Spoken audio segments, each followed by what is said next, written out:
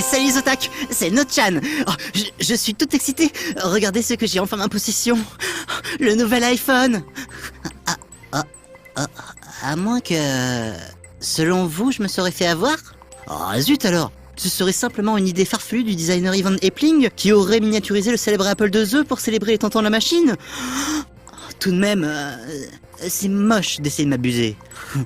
C'est que j'ai gardé mon âme d'enfant, moi. Je suis pur et innocent. Oui, d'accord, avec une libido un brin plus développée. Mais ne me faites pas digresser. Je disais, c'est moche de décevoir ceux qui ont gardé une âme d'enfant, ou pire, les enfants eux-mêmes. Par exemple, en leur faisant croire qu'on va leur montrer le prochain trailer du nouveau Monster Hunter avec des chats.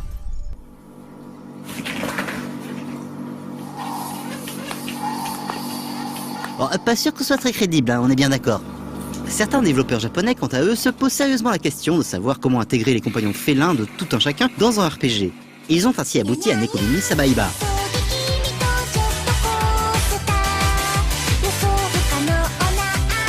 Développé par la société G+, ce jeu vous proposera de photographier votre chat et l'intégrera dès lors à vos côtés pour participer à différents combats.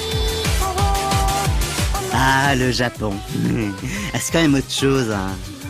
Ce qui ne veut pas dire que les adultes sont forcément moins fourbes là-bas, hein.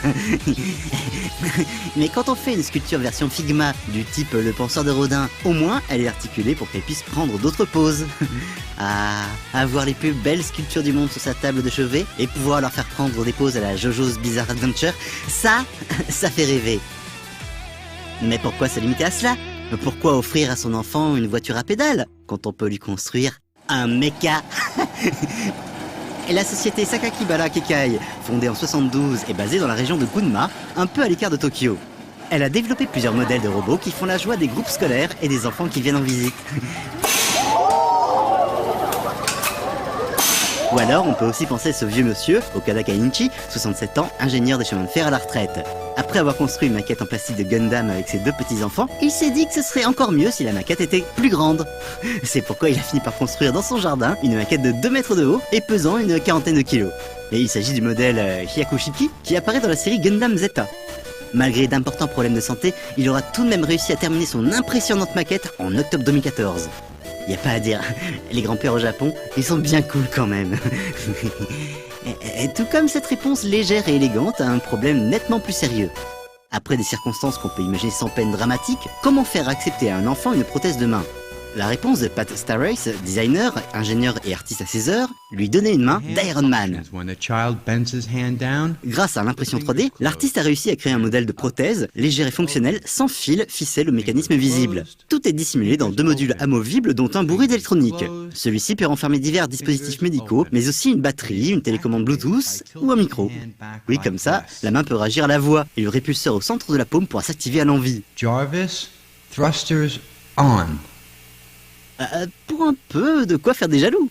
C'est vrai que je n'avais jamais pensé à offrir un déguisement d'Iron Man à un petit cousin. J'avais plutôt proposé un équipement de manœuvre tridimensionnel fonctionnel, tiré de l'attaque des titans.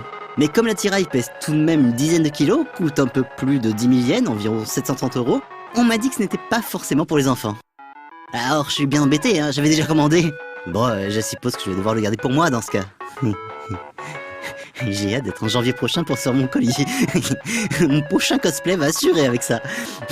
Et sur ce, je vous conseille à vous aussi de garder votre âme d'enfant et je vous dis à la prochaine les otaku.